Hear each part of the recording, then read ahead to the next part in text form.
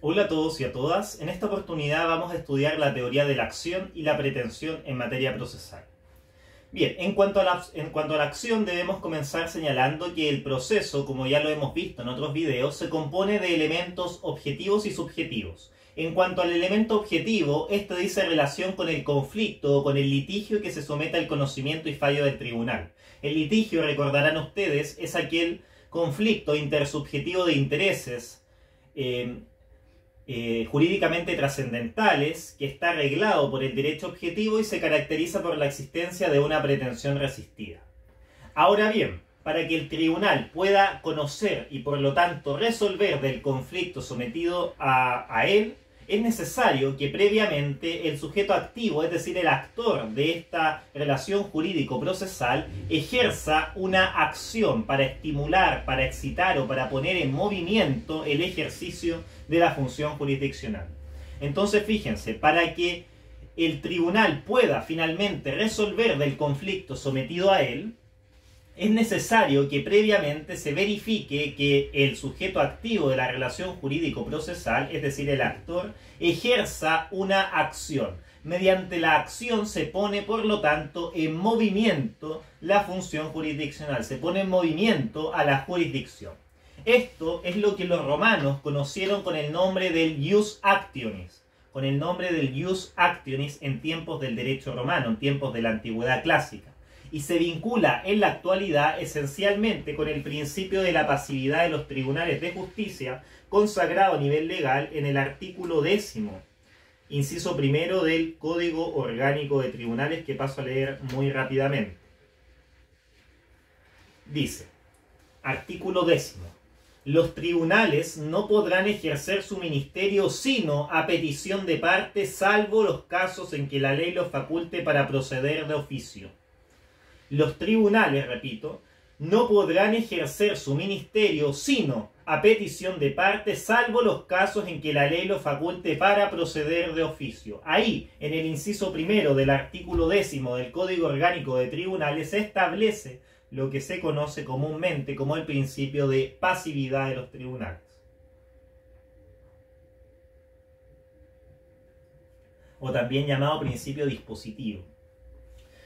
Bien.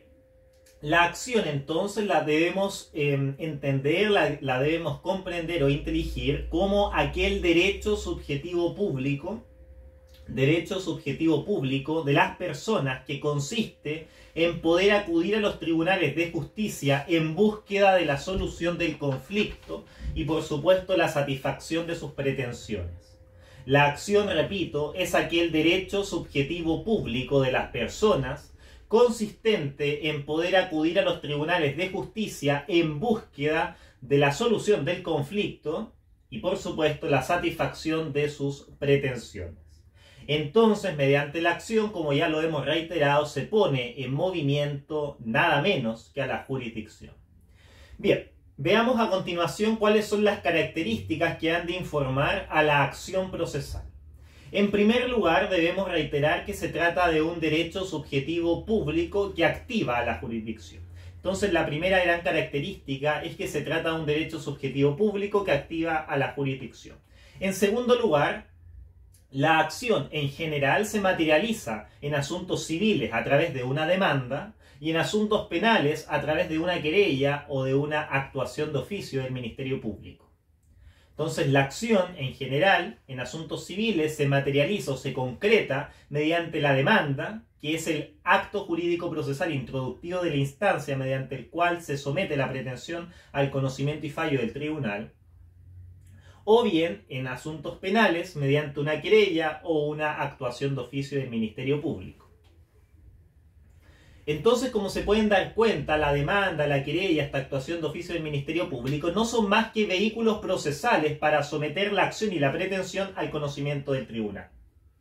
En ese sentido hay que distinguir, hay que diferenciar conceptualmente hablando a la acción de la demanda, a la acción de la pretensión y la pretensión de la demanda. Son cuestiones distintas, que por supuesto ya vamos a volver sobre ellas. Bien. En tercer lugar, otra característica es que la acción tiene como destinatario al tribunal. La acción tiene como destinatario como receptor al tribunal porque su único fin, su única finalidad u horizonte es abrir el proceso. Entonces el destinatario de la acción no es la contraparte, sino que el tribunal. Bien, en cuarto lugar, la acción es un derecho autónomo de la pretensión. La acción es un derecho autónomo de la pretensión. Ya nos vamos a dar cuenta que la acción en términos globales es el continente y la pretensión el contenido. Ya vamos a entrar, por supuesto, en el concepto de pretensión y por último vamos a revisar con todos sus pormenores las diferencias que es posible extraer entre la acción y la pretensión. Así que lo dejo suspendido por un momento. En quinto lugar, como quinta característica, debiésemos señalar que la acción se extingue con su ejercicio. La acción tiene como única finalidad, que la justifica, el poner en movimiento la actividad jurisdiccional. Entonces, una vez que logra su objetivo, se extingue. Entonces, debiésemos señalar que la acción tan pronto cumple con su cometido, se extingue. Es decir, la acción tan pronto pone en movimiento a la jurisdicción, se extingue. Bien. En sexto lugar, la acción pudiésemos advertir que tiene dos objetivos. La acción tiene básicamente dos objetivos. Un objetivo directo y uno indirecto. El objetivo directo es naturalmente abrir el proceso, como ya lo hemos reiterado una serie de veces. El objetivo directo de la acción es abrir el proceso. Ahora bien, también tiene un objetivo indirecto. También la acción tiene un objetivo indirecto, ¿cuál es? El permitir que el Estado conozca de los conflictos jurídicamente relevantes que se presentan en una sociedad. Entonces, el objetivo indirecto de la acción es permitir que el Estado, mediante sus tribunales de justicia, conozcan los conflictos que se desarrollan y suscitan en una sociedad. Como séptima característica, debiésemos señalar que la acción se vincula con la calidad de parte. Es decir, no es posible disociar o escindir la calidad de parte con la acción. La acción la ejecuta una parte. Yo no podría ejercer una acción sin ser parte. Y por último, como característica final, debiésemos decir que el ejercicio de la acción implica un pronunciamiento inmediato del tribunal. Una vez que ejerzo la acción, deduzco la acción, esto va a implicar un pronunciamiento inmediato del tribunal. Ese pronunciamiento inmediato del tribunal va a ser si abre o no el proceso. Si abre o no el proceso. Si se pone en marcha o no se pone en marcha la función jurisdiccional. O el ejercicio jurisdiccional, para ser más preciso. Bien. Pasemos ahora al siguiente punto, a la discusión en torno a la naturaleza jurídica de la acción. Entonces, en cuanto a esta materia, en cuanto a la naturaleza jurídica de la acción, se han desplegado una serie, un conjunto de teorías que vale la pena mencionar, que son aquellos que pueden ver aquí en la pizarra. En primer lugar, las teorías monistas y por otro lado las teorías dualistas. Vamos viendo entonces cada una de estas. La teoría monista, o también llamada teoría clásica de la acción, parte de la existencia de una identidad entre la acción y el derecho material, el derecho sustantivo. Entonces, el gran punto de cimiento conceptual de la teoría monista o clásica es que existe una perfecta identidad entre la acción y el derecho material. De acuerdo con esta teoría, la acción es el derecho sustancial deducido en juicio. La acción se define, de acuerdo a estos autores, como el derecho sustantivo, el derecho sustancial deducido en juicio. En ese sentido, la acción no es sino el derecho de perseguir en juicio lo que se nos es debido, lo que se nos es debido o lo que se nos debe. De acuerdo entonces a esta identidad que plantean los partidarios de la teoría monista, entre la acción y el derecho sustancial, nos encontraríamos con que no hay acción sin derecho. No hay acción sin derecho. Esta conclusión es precisamente la mayor debilidad, la mayor fragilidad conceptual de la teoría monista, porque esto nos lleva a algunas situaciones que no son explicables mediante esta identidad. Por ejemplo, la teoría monista no explica la existencia en el ordenamiento jurídico de derechos sin acción. no explica la existencia de derechos sin acción, porque de acuerdo a ellos el derecho y la acción son dos caras de una misma cosa. En ese sentido, no podría explicar el caso de las obligaciones naturales. Las obligaciones naturales, de acuerdo a lo que plantea el artículo 1470 del Código Civil, son aquellas obligaciones que no conceden acción para exigir su cumplimiento, más conceden excepción para retener lo pagado en razón de ellas. En ese sentido estamos en presencia de obligaciones que no tienen acción, por lo tanto derechos personales correlativos que carecen de acción. Bien, tampoco la teoría monista, la teoría monista o clásica de la acción nos explica, nos hace entender los casos en que existe el ejercicio de una acción sin derecho. No nos explica los casos en donde se verifica el ejercicio de una acción sin que exista derecho, como ocurre en todas las demandas que son rechazadas en la sentencia definitiva por ser ellas infundadas. Bien, entonces esas son las principales debilidades conceptuales de esta teoría monista o clásica de la acción que nos ha llevado finalmente a desecharla. Bien, antípoda de esta teoría monista encontramos a la teoría dualista o a la teoría moderna de la acción. Estas teorías, este conjunto de concepciones teóricas, sostienen que hay una diferencia entre la acción y el derecho material o pretensión. No existe, no se verifica entonces una completa identidad entre la acción y el derecho material o pretensión. En ese sentido, parten ya del supuesto inicial, de la hipótesis, esencialmente o precisamente contraria, antípoda, antitética a las de la teoría monista, porque la teoría monista parte del supuesto de que existe una completa identidad entre la acción y el derecho material. En cambio, la teoría dualista parte de la hipótesis absolutamente antitética, es decir, la acción y el derecho material son dos cosas distintas. Ahora, dentro de las teorías dualistas o las teorías modernas de la acción, es posible advertir o extraer tres subconcepciones, si se quiere. Por un lado, las teorías concretas de la acción, por otro lado, las teorías abstractas de la acción, y por último, las teorías abstractas atenuadas de la acción. Vamos viendo cada una de ellas. Las teorías concretas de la acción señalan que la acción es un derecho a obtener una sentencia de contenido determinado de carácter favorable para su titular. Las teorías concretas de la acción, que son también dualistas, señalan que la acción es un derecho, fíjense, a obtener, o sea, es un derecho a un determinado resultado. ¿Cuál es ese resultado? Obtener una sentencia de contenido favorable para su titular. La crítica que es posible realizar a esta teoría concreta de la acción es que no se hace cargo de la situación en donde la acción es infundada y por lo tanto recibe una sentencia desfavorable para su titular. Entonces la teoría concreta de la acción parte del supuesto de que necesariamente la acción va a contener, o nos va a llevar, mejor dicho, a un determinado resultado favorable para su titular. Siendo que en la realidad muchas veces uno puede deducir una acción judicial que nos lleve finalmente a que el tribunal rechace nuestra pretensión, nuestro derecho material, digamos, que contenía aquella acción.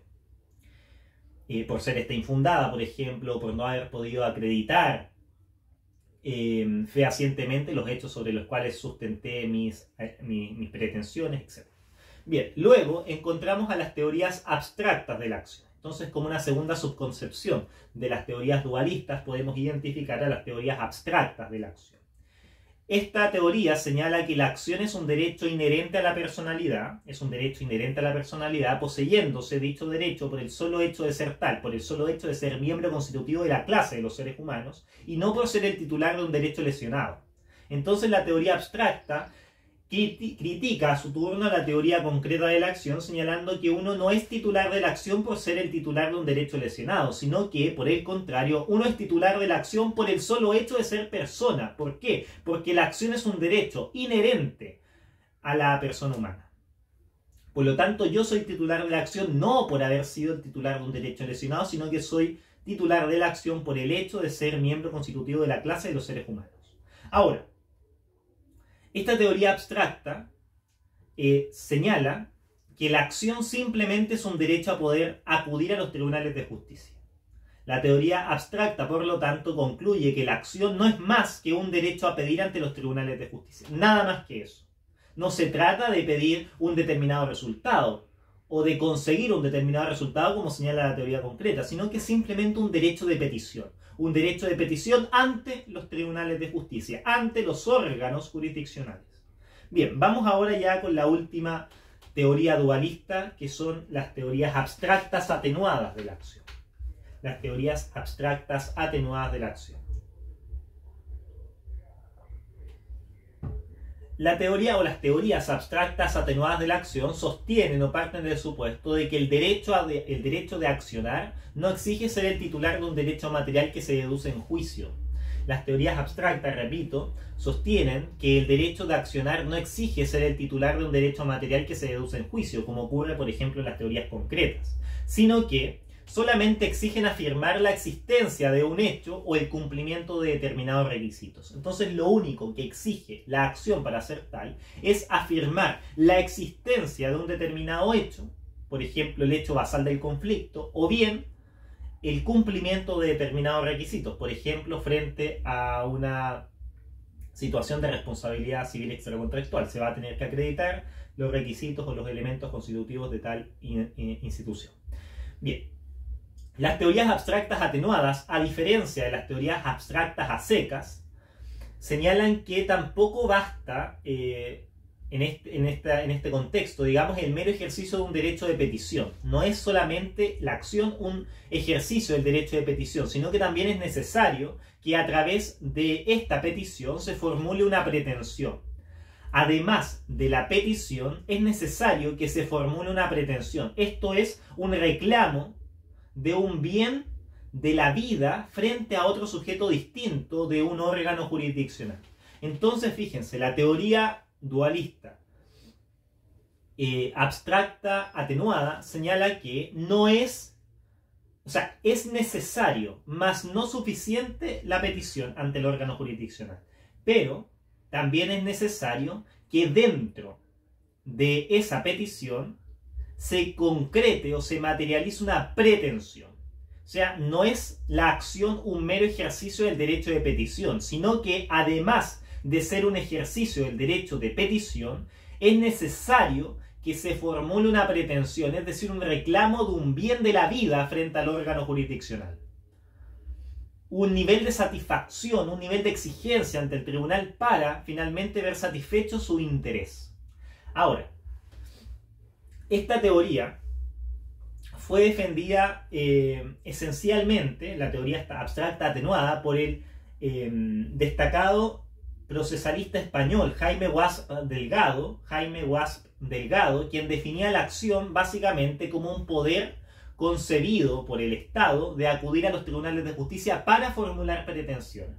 Entonces Jaime Guasp señalaba que la acción es un poder que se concibe por el Estado de acudir a los tribunales de justicia para formular pretensiones.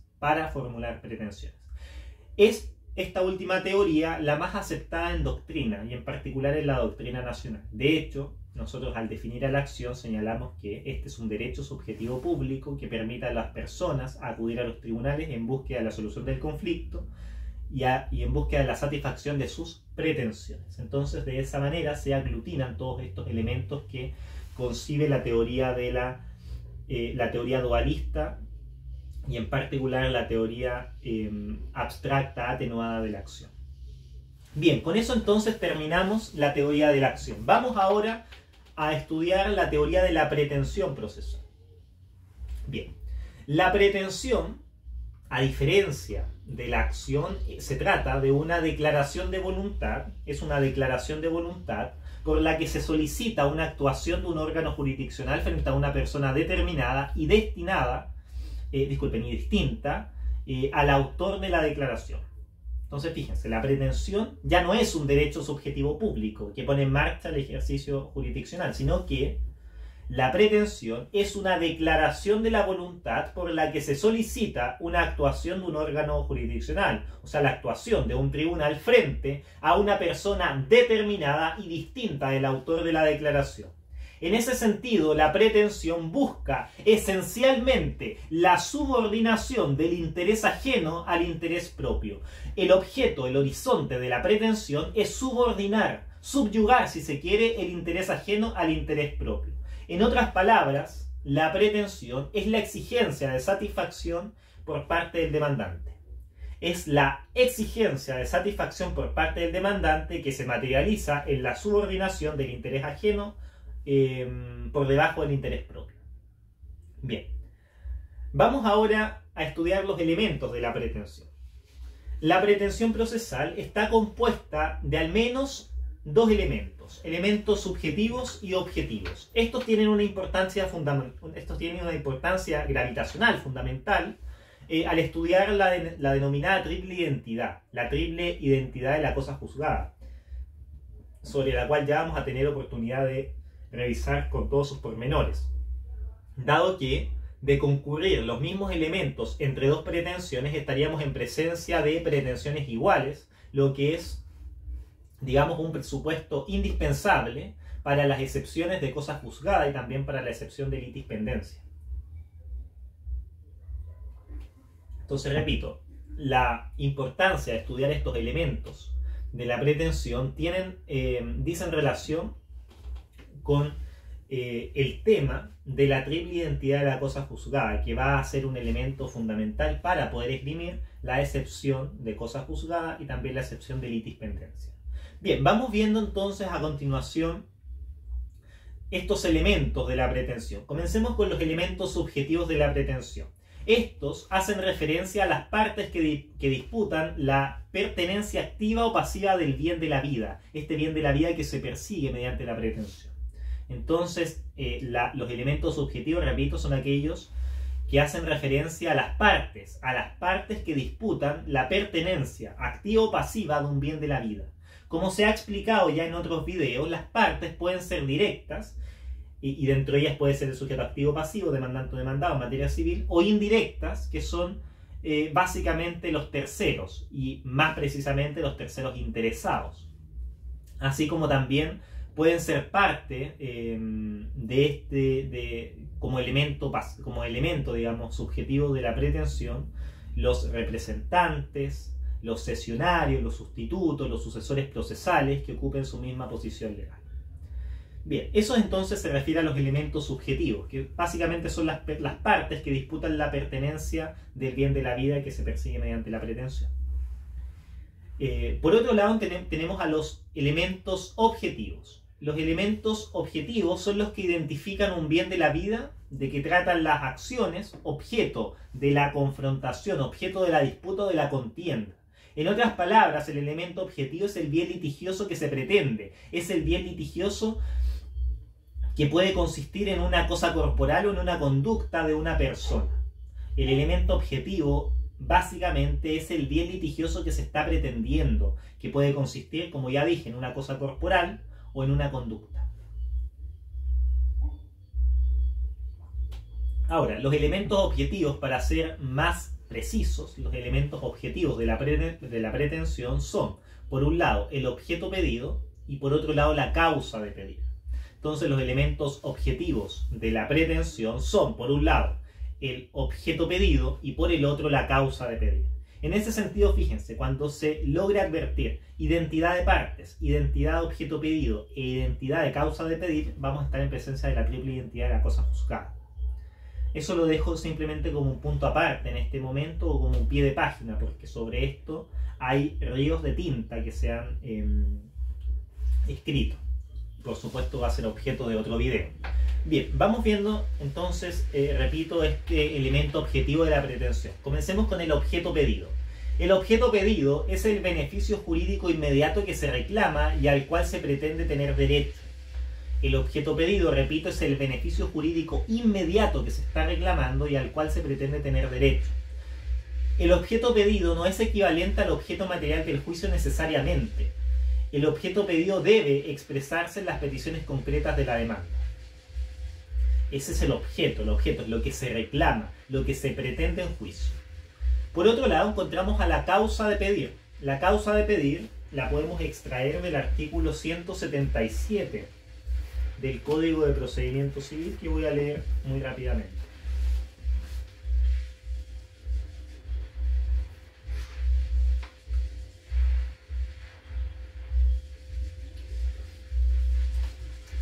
Este se refiere precisamente a la excepción de cosa juzgada, y aquí habla precisamente de la identidad, de la triple identidad. Vamos bien. Artículo 177. La excepción de cosa juzgada puede alegarse por el litigante que haya obtenido en el juicio y por todos aquellos a quienes la ley aprovecha y por todos aquellos a quienes según la ley aprovecha el fallo, siempre que entre la nueva demanda y la anteriormente resuelta haya 1. Identidad legal de personas. 2. Identidad de la cosa pedida. 3. Identidad de la causa de pedir. Se entiende por causa de pedir el fundamento inmediato del derecho deducido en juicio. Repito rápidamente el artículo 177 que nos está hablando de la excepción de cosa juzgada y de la triple identidad de la misma. Dice, la excepción de cosa juzgada puede alegarse por el litigante que haya obtenido en el juicio y por todos aquellos a quienes según la ley aprovecha el fallo, siempre que entre la nueva demanda y la anteriormente resuelta haya, primero, identidad legal de personas, segundo, identidad de cosa pedida y tercero, identidad de la causa de pedir. Se entiende por causa de pedir el fundamento inmediato del derecho deducido en juicio. Entonces, repito, por causa de pedir se entiende el fundamento inmediato del derecho deducido en juicio. En otras palabras, la causa de pedir es el hecho jurídico o el hecho material que sirve de fundamento a la pretensión que se ha hecho valer. En general se identifica con el título, con la idea de título en términos civiles. El título es un antecedente que justifica un derecho.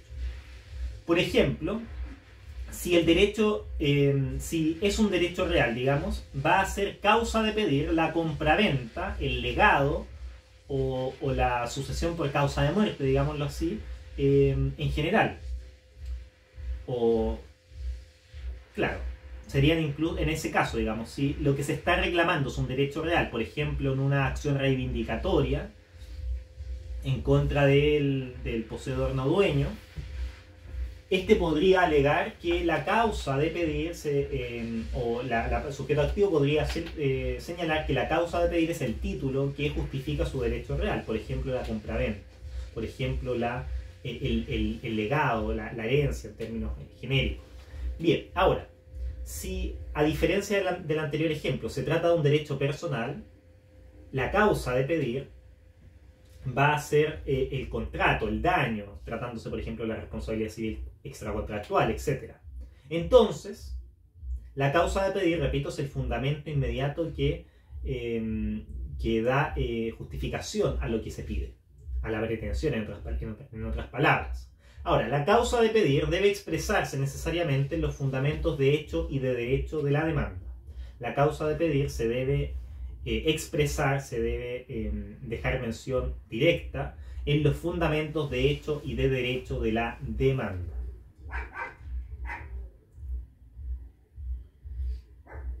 Bien, vamos ahora al siguiente punto, los efectos de la pretensión. Los efectos de la pretensión son básicamente tres. En primer lugar, la pretensión procesal engendra un proceso. El primer gran efecto es que la pretensión procesal engendra un proceso. Esto en el sentido de que normalmente esa manifestación de voluntad constituye el acto primero e inicial del pleito. Sin embargo, nada se opone a que un proceso comience sin una pretensión procesal, si lo hace siempre con vistas a una pretensión futura. Pero siempre tiene que concurrir, digamos, una pretensión. Esto sucede en materia civil, por ejemplo, a través de las medidas prejudiciales precautorias, probatorias o precautorias, preparatorias, probatorias o precautorias, en las cuales solo es necesario señalar la acción que se propone deducir y someramente sus fundamentos. Esto conforme dispone el artículo 288 del Código de Procedimiento Civil, debiendo en todo caso interponerse posteriormente la pretensión anunciada en la forma de demanda en un determinado plazo. Sobre esto vamos a volver cuando estudiemos las medidas prejudiciales. Bien, el segundo efecto de la pretensión es que la pretensión procesal determina el mantenimiento del proceso. La pretensión procesal determina el mantenimiento del proceso. En ese sentido, la pretensión mantiene funcionalmente en vida el proceso. Si la pretensión en ese sentido desaparece, porque alcanza su finalidad, por ejemplo, el proceso debe necesariamente terminar. Y por último, el tercer efecto de la pretensión es que ésta determina la conclusión de un proceso. La pretensión procesal determina la conclusión de un proceso, dado que cuando esta reclamación, esta petición de parte deja de existir por algún acaecimiento jurídico que tenga asignada esa eficacia, el proceso debe terminar. Por ejemplo, cuando la pretensión se ve satisfecha en una transacción judicial, una transacción aprobada judicialmente, o por ejemplo la pretensión se ve satisfecha en una conciliación, o se ve satisfecha en una suspensión condicional del procedimiento en materia penal, etc. Bien, veamos a continuación las características de la pretensión. En primer lugar, debemos señalar que la pretensión se materializa, al igual que la acción, en un acto procesal. La pretensión se materializa, al igual que la acción, en un acto procesal, que en materia civil puede ser la demanda, y en materia penal puede ser la querella, la actuación de oficio del Ministerio Público, etc. Bien, en segundo lugar, la segunda característica de la pretensión es que se trata de un derecho exclusivo del sujeto activo, y esta es un importante carácter de la pretensión. No es posible advertir pretensiones del demandado, sino que únicamente pretensiones del demandante en materia civil. Entonces, repito, la pretensión es un derecho exclusivo del sujeto activo. Solamente puede deducir la pretensión o someter la pretensión al conocimiento y fallo del tribunal el sujeto activo de la relación jurídico-procesal, o sea, el demandante en materia civil. También podría llegar a ser el demandado, pero en el contexto de su demanda reconvencional, en cuyo caso ya no se trata de un demandado, sino que se trata de un demandante reconvencional. En tercer lugar, como tercera característica, debiésemos señalar que la pretensión se dirige en contra del sujeto pasivo de la relación jurídico-procesal. La pretensión se dirige en contra del sujeto pasivo de la relación jurídico-procesal, algo que es distinto, disímil o diferente de la acción, la cual se interpone en contra del Estado, en contra del Tribunal de Justicia. En cuarto lugar, la pretensión se falla en la sentencia. La pretensión se falla en la sentencia definitiva, se resuelve ahí. Y en quinto lugar, la pretensión mira al interés particular del pretendiente. La pretensión mira al interés particular del sujeto activo en la relación jurídico-procesal. Bien, vamos viendo un último punto relacionado con la pretensión, que bien podría ser un pie de página, que dice relación con las pretensiones múltiples. Nuestra legislación, al igual que muchas otras en el derecho comparado, permiten la formulación de diversas pretensiones en una misma demanda. Es posible advertir que no exista una singularidad de pretensiones en ciertas demandas, en ciertos pleitos o juicios ante tribunales de justicia. Perfectamente podría darse la situación en que se verifiquen dentro de un mismo proceso y por lo tanto en una misma demanda inicial varias pretensiones. Esto es permitido en nuestra legislación siempre que cumplan con algunas limitaciones, con algunas restricciones. ¿Y cuáles son estas? Que las pretensiones no sean incompatibles entre sí, en primer lugar. Las pretensiones no deben ser incompatibles, contradictorias existencialmente entre sí. Y en segundo lugar, que el tribunal debe ser competente para conocer todas esas pretensiones. El tribunal debe ser competente para conocer todas esas pretensiones. En ese sentido, no podría someterse en un mismo procedimiento una pretensión de orden civil y una pretensión de orden penal, o una pretensión civil declarativa y una pretensión civil de ejecución, porque en cuyo caso el tribunal no va a ser el competente para conocer de ambas al mismo tiempo, porque se rigen por procedimientos distintos, la competencia cambia en función de la materia, lo mismo en materia civil y materia penal, o materia de familia, materia laboral, etc. Bien, vamos ya para ir finalizando este video a analizar un parangón, una comparación, una comparativa entre la acción y la pretensión. Como ya pueden haber advertido en toda esta explicación, entre la acción y la pretensión existe una relación más o menos estrecha, más no se trata de una relación de identidad. Entre ambas es posible identificar distintas diferencias que vamos a revisar a continuación. En primer lugar, bajo el criterio del sujeto destinatario, debiésemos señalar que la acción se dirige en contra del tribunal. La acción, este derecho subjetivo público, se dirige en contra del tribunal, mientras que la pretensión se dirige hacia el adversario, hacia la contraparte, hacia el sujeto pasivo de la relación jurídico-procesal. Esto en materia civil. Ahora, también difiere la acción de la pretensión en cuanto al objetivo, de cada una de estas instituciones. Por un lado, la acción busca como objetivo fundamental el excitar el movimiento jurisdiccional, excitar el movimiento de la jurisdicción, poner en movimiento, en otras palabras, a esta función pública, a esta jurisdicción, a la jurisdicción en términos generales. En cambio, la pretensión tiene como objetivo obtener una sentencia favorable. El objetivo de la pretensión es obtener, es conseguir o lograr una sentencia cuyo contenido sea favorable. Otra diferencia entre la acción y la pretensión dice relación con la oportunidad en que ésta se resuelve. La acción se resuelve al momento mismo en el que el tribunal declara admisible o inadmisible el proceso. La acción. Entonces, la oportunidad en que se resuelve la acción es en el momento mismo en el que el tribunal declara admisible o inadmisible esta situación jurídica, para ser conocida y fallar. En cambio, la pretensión se resuelve en la sentencia definitiva. La pretensión se resuelve en la sentencia definitiva. Otra diferencia que es posible advertir entre la acción y la pretensión dice relación con el efecto del rechazo. Si me rechazan la acción, yo puedo volver a interponerla. Si me rechazan la acción, puedo volver a interponerla. En cambio, si me rechazan la pretensión, no se puede volver a intentar, dado que opera la cosa juzgada, opera el efecto de cosa juzgada. ¿Por qué? Porque se verifican los tres elementos constitutivos de su identidad. Por un lado, identidad de partes, por otro lado, identidad del objeto pedido y en tercer lugar, la identidad de la causa de pedir. En ese sentido, si yo pretendo deducir la misma pretensión en contra de la misma persona, bajo el mismo objeto pedido y la misma causa de pedir, la contraparte puede oponer una excepción. ¿Cuál es la excepción de cosa juzgada? Y con eso entonces, con esa excepción perentoria, digamos, puede enervar mi acción, puede finalmente destruirla, puede destruir mi pretensión. Bien, en suma, debiésemos concluir que entre la acción y la pretensión, en general, existe una relación de continente y contenido. Es decir, la acción funciona para poner en ejercicio la jurisdicción, pero una vez que se pone en movimiento la jurisdicción, la acción desaparece y lo que está dentro de este continente, es decir, el contenido, se desata, se desenvuelve dentro del procedimiento, y a eso le denominamos pretensión.